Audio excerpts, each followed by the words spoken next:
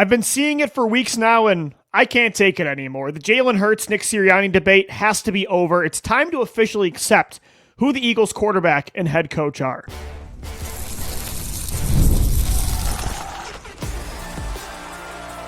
You are Locked On Eagles, your daily Philadelphia Eagles podcast. Part of the Locked On Podcast Network, your team every day. Thanks so much for making Locked On Eagles your first listen each and every day. I'm your host, Louis DiBiase. Welcome into this Tuesday edition of the show. It's brought to you by FanDuel. Right now, new customers can bet just $5, and if your bet wins, you're going to get $300 back in bonus bets to use across the entire app.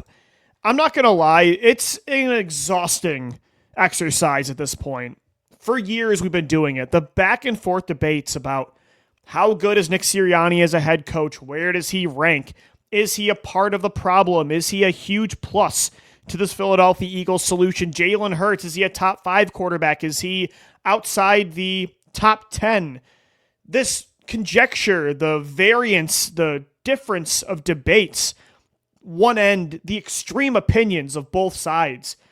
It's exhausting, and neither side is really correct. And I think it's heightened over the last couple games because the Eagles have dropped 2 games straight. Jalen Hurts is not playing very good football at this point. It's very inconsistent. The offense has been a massive disappointment in 2025. Nick Sirianni is at fault for a lot of these issues as well, with the decision to promote Kevin Patullo as the play caller. I think a lot of their issues with penalties and undisciplined style play is on Nick Sirianni. So because of that, there's a lot of debates again about Nick Sirianni being the long-term answer as the head coach. Has he just been carried by Howie Roseman's great rosters? Same with Jalen Hurts. Or are they like top 5 truly elite special, people at their very important position in the NFL? The 2 most important positions in the NFL, head coach and quarterback. I think both sides are incorrect. And if we could just accept who Jalen Hurts and Nick Sirianni are, we could just move on. And I think not have this silly exercise every single time the Eagles have a little bit of a rough patch in a season. Jalen Hurts and Nick Sirianni are uniquely elite players and coaches at very, very important spots in all of sports. A head coach in the NFL and a quarterback in the NFL are 2 of the most crucial positions, titles in all of sports. And they are very, very special at those 2 spots. They have allowed you to go to 2 Super Bowls in the last 3 years. The Philadelphia Eagles have never seen this kind of consistent winning in their franchise's history. I think it tops even what they did in the early 2000s because you got a championship out of this core. They've made the playoffs every single year that they're together. They're very uniquely elite. And honestly, for the organization that the Eagles have built, which is very uniquely built, with a general manager who I think is the greatest of all time, but has a lot more say in things that other GMs don't across the NFL. Jeffrey Lurie is an owner that has a lot more say or is much more involved than a lot of other owners in the NFL. So Jalen and Nick honestly are perfect for the structure, for the dynamic of this Eagles organization. They're very selfless. They care only about the team. Like, they do not really have individual goals. It feels like everything that they care about is really, it has to do with the success of the Philadelphia Eagles as a team. And whether they're the main reason for the Eagles' success or just a part of it, a big part, medium part, small part, like they don't care. All they want to do is win games and lead this organization, which is perfect, again, for a team that is led by Jeffrey Lurie and Howie Roseman. We've seen in the past guys like Chip Kelly are just clearly not cut out for the dynamic of this football team. So Jalen and Nick are special and have clearly proven that they can lead a consistent Super Bowl contender over multiple years. But at the same time, why I say they're uniquely elite is that both of them are not elite like other head coaches are, other quarterbacks are. They do have like a clear and obvious weakness that does make them a little bit more inconsistent. It does make it a little more difficult to build around them. Like, they kind of have to have not saying they can't elevate an organization because they both have proven they can, but like, I think they need a Howie Roseman as their general manager. They need strong play calling and head coach like coordinators, like a Vic Fangio to run the defense. Jalen Hurts needs a really special run game, in my opinion, to match his skill set and a good play caller. Because Jalen Hurts, like, his one clear weakness is, I think he is a top 5, top 7 quarterback in the NFL, but he's not the same kind of player as a Josh Allen, as a Joe Burrow, as a Lamar Jackson, as a Patrick Mahomes, or even a Matt Stafford. He is not as consistent a pocket passer as those guys. He cannot carry you. Outside of 2022, the Eagles have never really been able to be carried by their passing offense for an entirety of a season, outside of 2022 in the first half of 2023. Now, that doesn't mean Jalen Hurts is not an elite football player. It doesn't mean he's not better than Joe Burrow and Matt Stafford, and you could make the argument he's had a better career overall than some of these other players that I mentioned. But yes, like, he does have that kind of weakness. So when the run game is as inconsistent as it's been this year for the Eagles, when they have a bad play caller in Kevin Patullo, you're going to see seasons like this be more inconsistent because Sirianni is not a play caller. Jalen Hurts is not a top 5 passer in the NFL. Is he a top 5 player in the NFL at his position? You could make the argument. I think he is. I think he's 5th. I think you can't put him below 7th in the NFL, but it's because of other things that he's elite. His rushing ability, his deep ball, his clutch gene, his leadership, his ability to put together elite passing performances when the games matter the most. But it is more inconsistent than other people. So if we could just come to terms with that Nick Sirianni and Jalen Hurts, it's kind of funny. Jalen's almost like the quarterback version of Sirianni, and Sirianni is the head coach version of Jalen Hurts. If we could just all accept them for who they are, I think we could end these debates. And it shouldn't be shocking what's happening this year. And obviously that doesn't excuse the struggles. Like, Jalen Hurts this year, he cannot be moving forward the rest of the year. If he is as bad as he's been in the second half of football games, which is very uncharacteristic of Jalen, if that continues, they are not going to come close to winning a championship. Like, he definitely has to play better. But every single week, reevaluating who Jalen is, where he ranks. Same with Nick Sirianni. Are they the problem? Do they need to move on? Like, it's an exhausting process. And I do think it's because people are confused. They don't know where to put these guys. They don't know how to view them. But I think the way I break it down is right. Like, I've had peace about this for really ever since last year after the Tampa Bay game. I called a spade with these guys, and I think it's given me a lot of mental peace for sure. So I think, when there's seasons like this where the coaching staff isn't as strong, the roster isn't as strong, still very good, but not nearly as good as 2024. And when there's more on Jalen and Nick's shoulders, like, yes, they can carry you, but because of these weaknesses that they have, I think you're going to see up and down play. I still think they're a championship contender. I still think they're the best team in the NFC, and they can make the playoffs. But I'm just kind of exhausted about the shock value of all this when you do see stretches like we have right now, like we did in the beginning of 2024, the end of 2023. Now, again, that doesn't excuse Nick Sirianni making Kevin Patullo the play caller. That doesn't excuse how bad Jalen Hurts has been in the second half when teams call off the dogs. Like, they have found his weakness is diagnosing coverage and putting footballs into tight windows against zone when you rush only 3 to 4 guys. He's figured out the blitz. But right now, he's only throwing the 10 to 19-yard intermediate throw on 11% of his dropbacks. That's the lowest rate in 15 years among starting quarterbacks. Like, you got to make those tight window throws against zone to put games away when your run game is inconsistent, when the defense adjusts. Like, you cannot play scared and nervous to throw interceptions. You have to be able to play well against zone because the vast majority of NFL defenses primarily play zone. You have to throw better with anticipation. You can't have hesitation.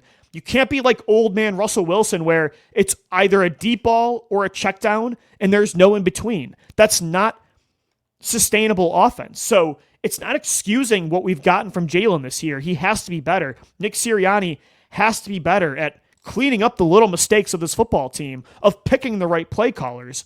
But again, the debate that we have every single time this happens, I think it would all end if we just understood who Sirianni and Jalen are. Like, that's the conclusion that I've come to, and I think they're going to get out of it. They'll work their way out of it just like they always have outside of the end of 2023.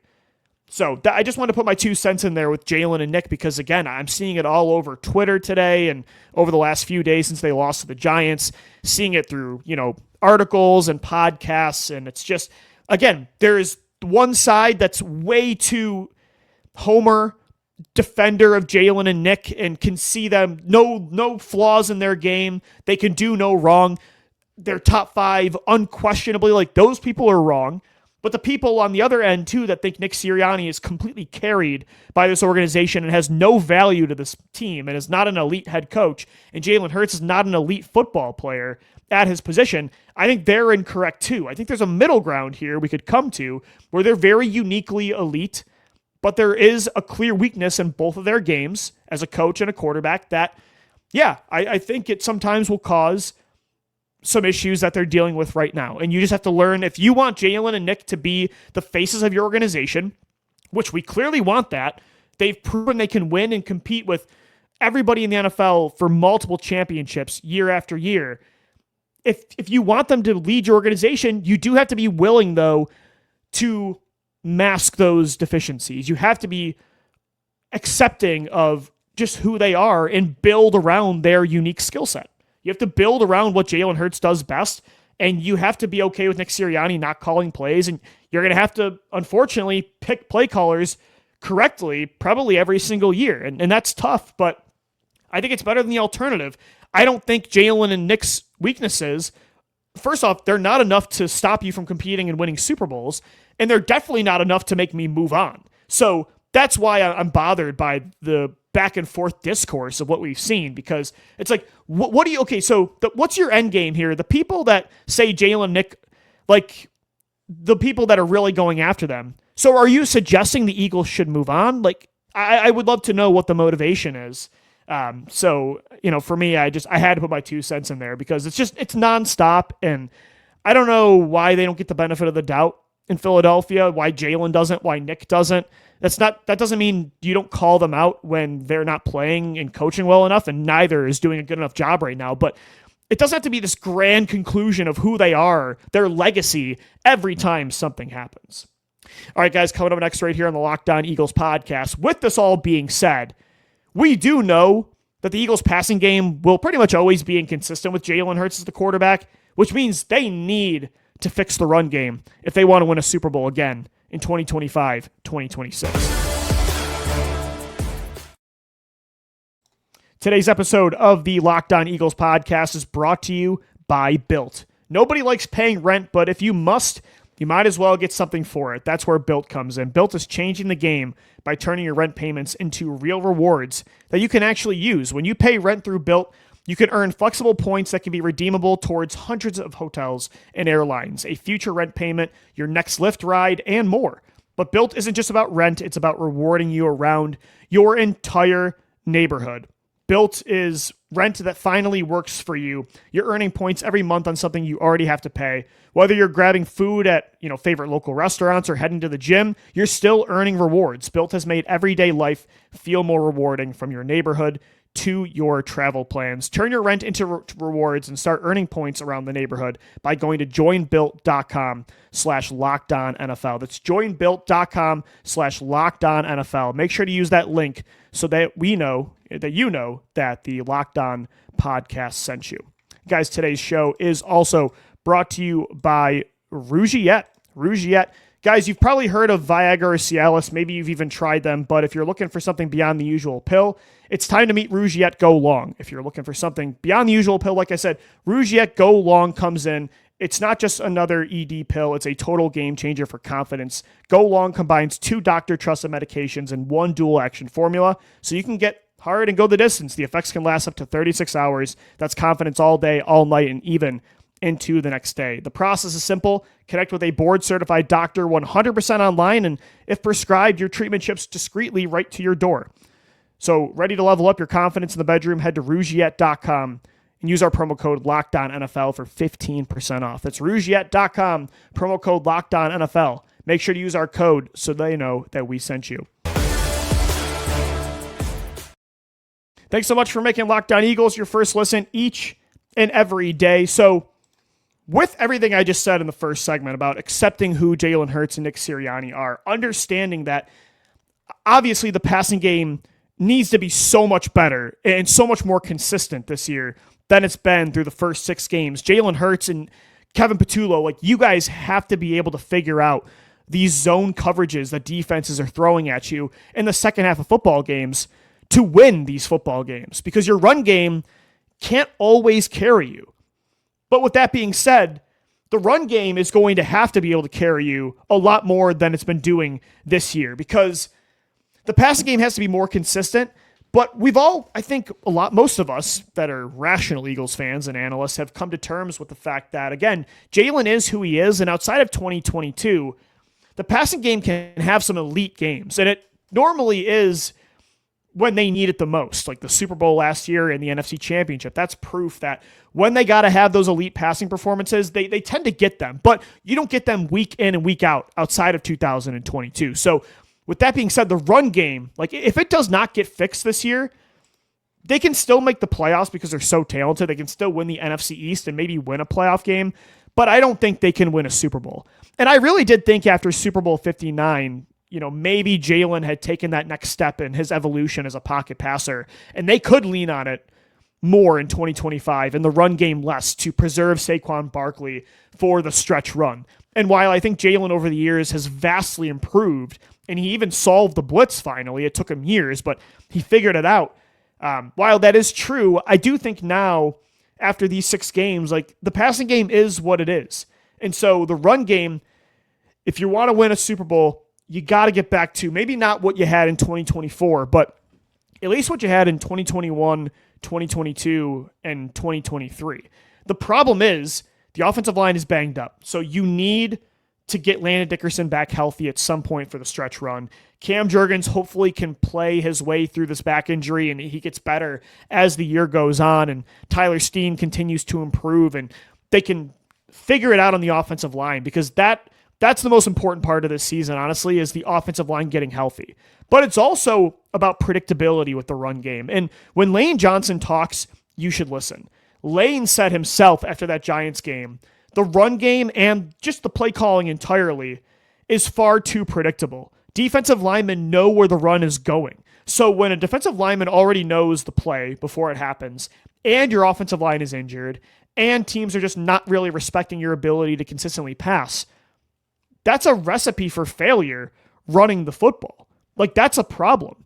And he's not wrong. The statistics back it up how predictable the Eagles' run game is. They lead the NFL this year in first down run rate. They run 90% of the time as well when they're in the pistol formation. So when they're in pistol formation on first down, 90% of the time, they are running the football. Like, that's what Lane is talking about. And Kevin Patullo continues to just make no sense when he talks in these press conferences. I just never understand what he's saying. And he was asked about Lane's comments today and just totally just threw us word salad. And I don't know, like, it's a distraction to try to dodge the question.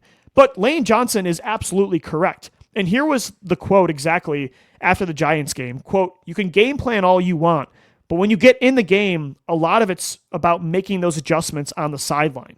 Lane sees it. He has seen every version of an Eagles season that you could go through, and he understands, like, good play calling versus bad play calling. He understands in the second half of games, defenses adjust. You have to adjust as well.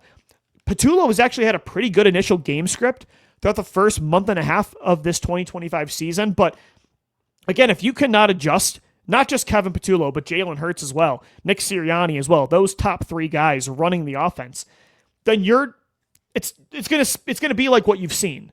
It's gonna be Jekyll and Hyde performances in the first half and the second half. Patullo has to figure out the run game. He has to figure out those second half adjustments, because look at the stats. I mean, last year you were the best second half team in football. Second in points per drive in the second half of games. Second in punt rate. Second in yards per drive. This year, second half offensive stats: 32nd in points per drive, 31st in punt rate, and 31st in yards per drive. You literally went from a top 2 team in the second half to a bottom 2 team.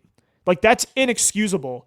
And again, the passing game, it needs to be more consistent, but at least we've seen some elite moments from Jalen throwing the football in the second half of the Rams game, the first half against Tampa, the first half against Denver, the first half against New York.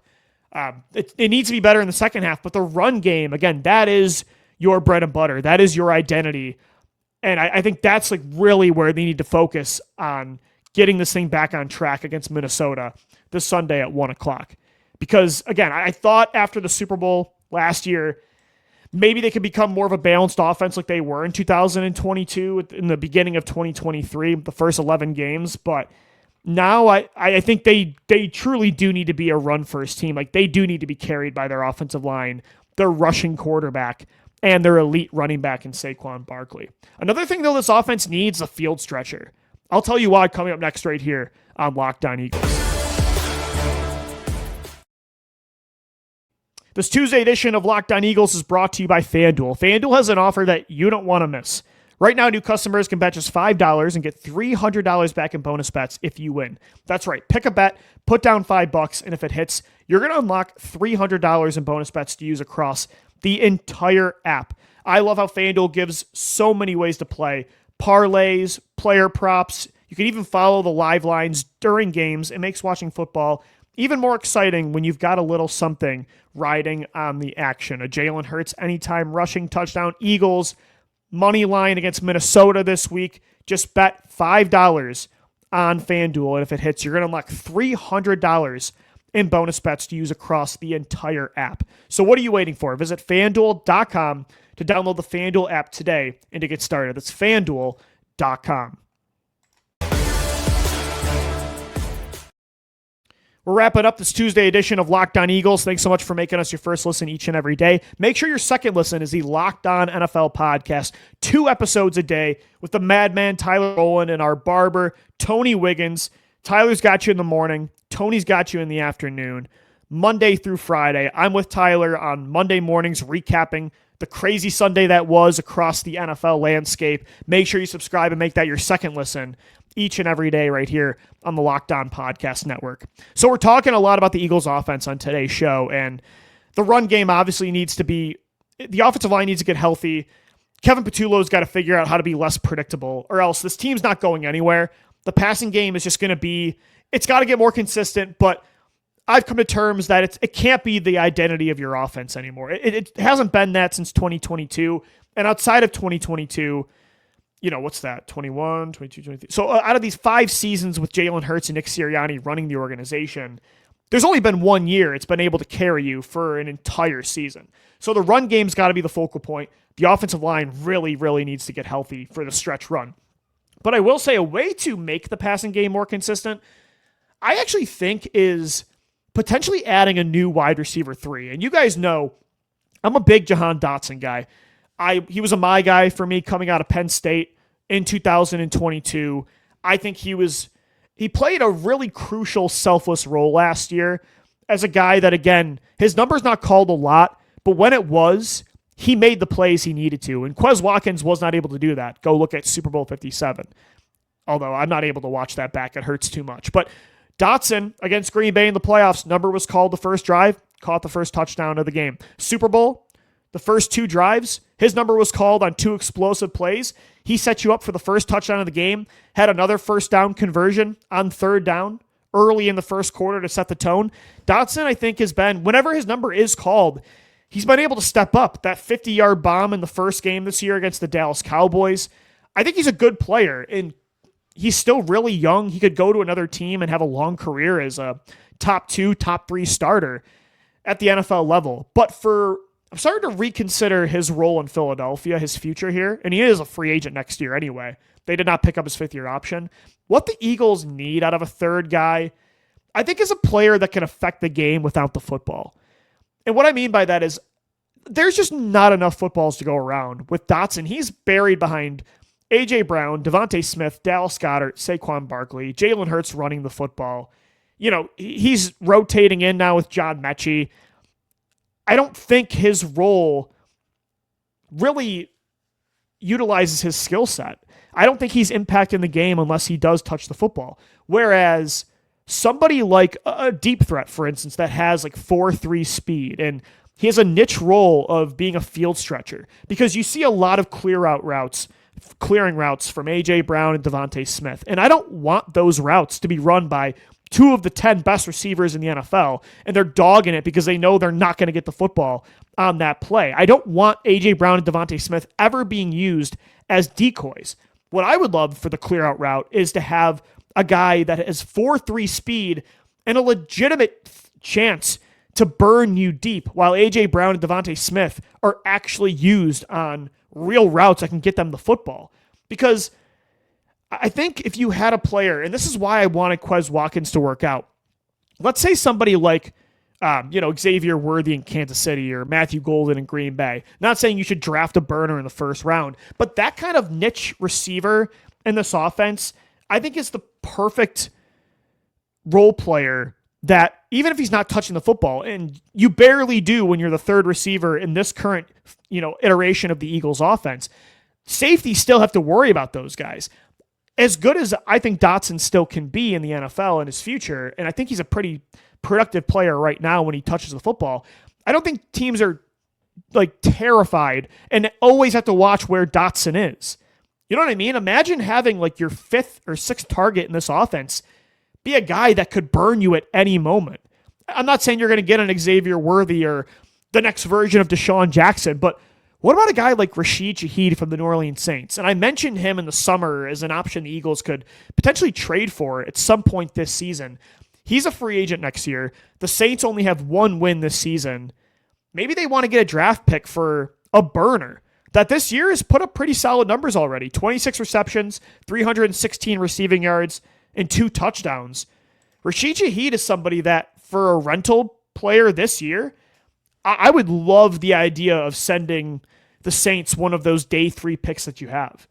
Because I think, again, for what the Eagles could use in this offense right now, in that role, Dotson is a very well-rounded, complete player, but I don't think unless he's getting targets, he's very impactful. Rashid Shaheed is a guy, he has a reputation in the league. He has legit speed. And unlike Quez Watkins, he can actually catch the football and do damage. I mean, he's on a pretty good pace this year from a yards and receptions perspective.